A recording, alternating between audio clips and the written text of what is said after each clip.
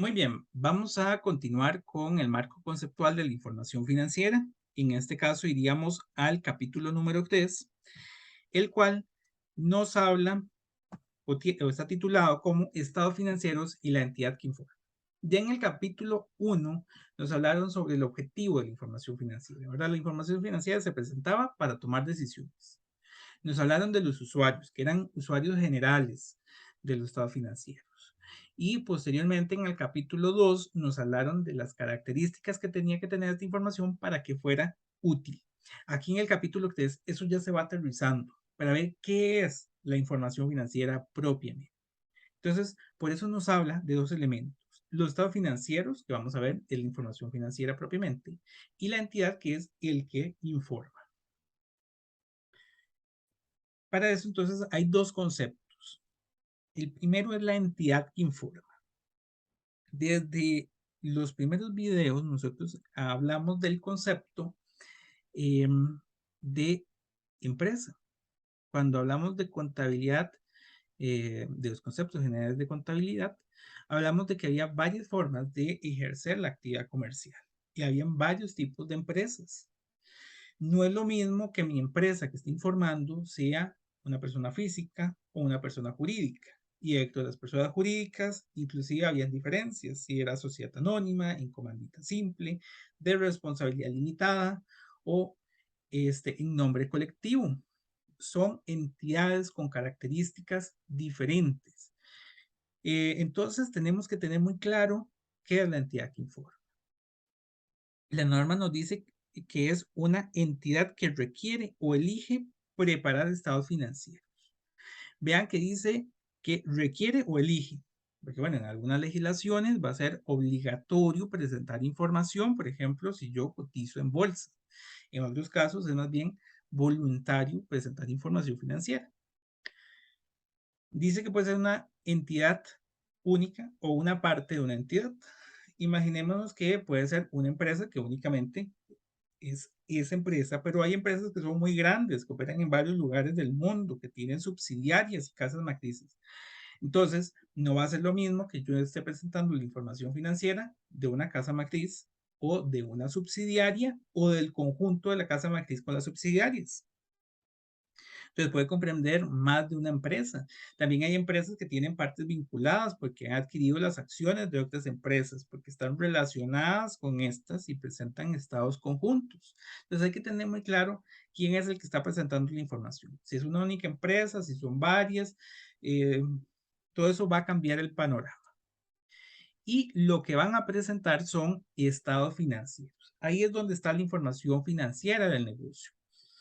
Y la información financiera que se nos brinda es sobre activo, pasivo, patrimonio, ingreso y gasto de la entidad.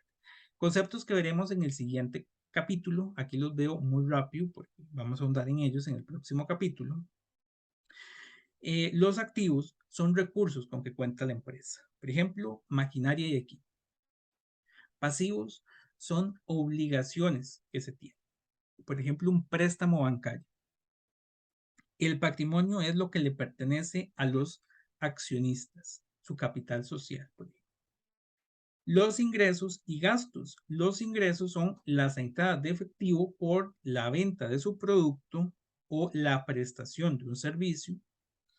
Y los gastos son las erogaciones para poder realizar ese ingreso o brindar ese ingreso. Por ejemplo, salarios, alquileres, servicios públicos, todo lo que vayan necesitando para poder realizar el ingreso correspondiente. Y estos estados financieros, bueno, se profundizan, y lo veremos más adelante en otros videos, en la norma internacional de contabilidad número 1. El marco conceptual nos lo habla muy, de una forma muy general, nos dice que son el estado de situación, el estado de resultados, el estado de flujos de efectivo, el estado de cambios en el patrimonio y las notas de los estados financieros. El estado de situación es un panorama de la situación actual del negocio. Aquí hablamos de que es una síntesis de los activos, pasivos y patrimonio, los cuales están a una fecha determinada.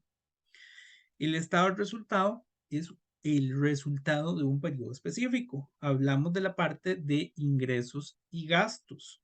Si yo estoy obteniendo ganancias o pérdidas en ese periodo en específico.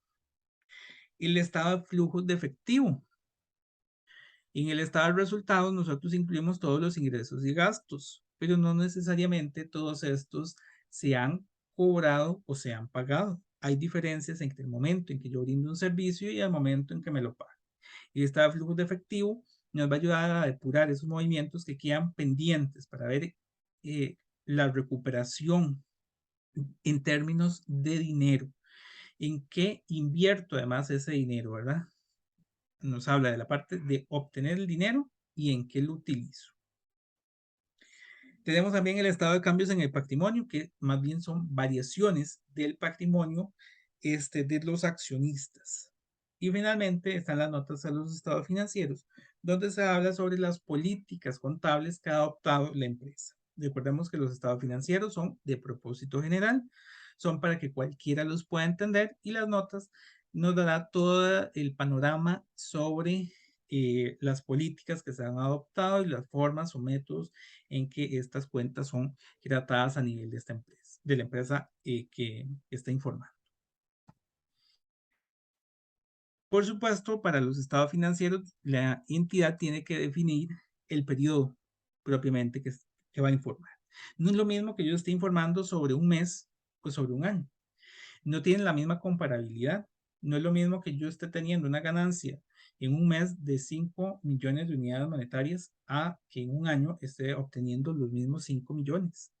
En un caso, si fuera mensual, estamos ante un escenario un poco más optimista, así yo lo obtengo en un año. Puede ser que uno sea más atractivo que el otro para los accionistas. Tenemos que tener mucho cuidado sobre el periodo sobre el que se informa. Si yo estoy informando sobre un mes, o sobre un año, o sobre un semestre, o un trimestre, un cuatrimestre. En cada caso vamos a tener información diferente. No podemos tratarla de la misma manera. Y nos habla de que para estos periodos nosotros tenemos que tener el siguiente eh, cuidado.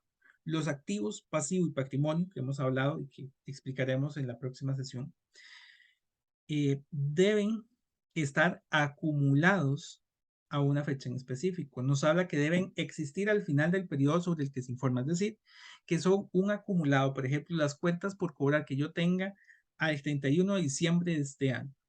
Es un monto acumulado al final del periodo sobre el que yo estoy informando. No son las cuentas por cobrar del mes de diciembre, sino las cuentas por cobrar que existen al último día de diciembre.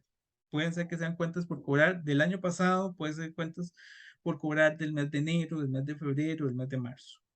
Pero es las cuentas que existen al 31 de diciembre.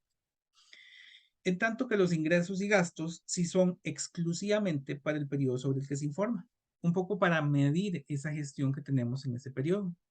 Entonces, si yo estoy presentando un periodo de un mes, yo solo tendré los ingresos y gastos de ese mes. Si yo estoy presentando un año, tendré los ingresos y gastos de ese año. Esto con la finalidad de que la información pues sea más útil para el proceso de toma de decisiones de los usuarios. Y toda esta información se presenta bajo una hipótesis que se conoce como hipótesis de negocio en marcha. Esta nos dice que una entidad está en funcionamiento y continuará su actividad dentro del futuro previsible. ¿Qué quiere decir esto? Que nuestro negocio está operando y va a seguir operando. Nosotros lo hicimos para que funcione de manera pues continua, no estamos previniendo que hay una fecha específica en la que dejaremos de operar. Se estableció y su funcionamiento es indeterminado hasta que los socios decidan eliminar. Por tanto, la entidad no tiene la intención ni la necesidad de liquidar o recortar de forma importante la escala de sus operaciones. Si existiera esa necesidad o esa intención, nosotros tenemos que revelarla en la información financiera, porque es información muy importante, hace que el panorama sobre el negocio sea diferente. Nosotros no vamos a hacer que un inversionista o, por por ejemplo, una entidad financiera, eh, brinde recursos a un negocio que está finalizando, que está cerrando. Tenemos que tener claro o dejar ese panorama claro para cualquier parte interesada. Y finalmente, de acuerdo a lo que mencionaba al inicio, no va a ser lo mismo si mi empresa trabaja de forma individual o no. Vamos a tener varios tipos de estados. Vamos a tener estados financieros sí, consolidados, perdón, cuando yo tengo una empresa que está relacionada con otros. La norma nos dice que se suministra información sobre activos, pasivos, patrimonio, ingresos y gastos, tanto de la matriz como de sus subsidiarias, como una única entidad que informa, ¿verdad? Imaginémonos entonces una empresa con varias subsidiarias, el estado consolidado es la sumatoria de todos, pero puede ser que también es valioso la información no consolidada, que suministra información sobre activo, pasivo, patrimonio, ingresos y gastos de la matriz únicamente o de alguna de sus subsidiarias. ¿Por qué? Porque puede ser que en el consolidado tenemos una ganancia, pero al ver individualmente cada una de las empresas, una de las subsidiarias está teniendo pérdida. Entonces son dos escenarios muy valiosos, uno cuando están consolidados y otro cuando están en forma individual no consolidados. También tenemos lo que son estados financieros combinados, cuando no existe esa relación de matriz y perdón, y subsidiaria. Nos dice que en este caso se brinda información sobre activo, pasivo, ingreso y gasto de dos o más entidades que no están vinculadas, pero en una relación matriz subsidiaria, sino más bien, por ejemplo, lo que mencionaba al inicio, de que hemos comprado las acciones de otra empresa, que ahora es una parte vinculada, no necesariamente es una subsidiaria, sino una empresa relacionada con nosotros y entonces es un estado combinado.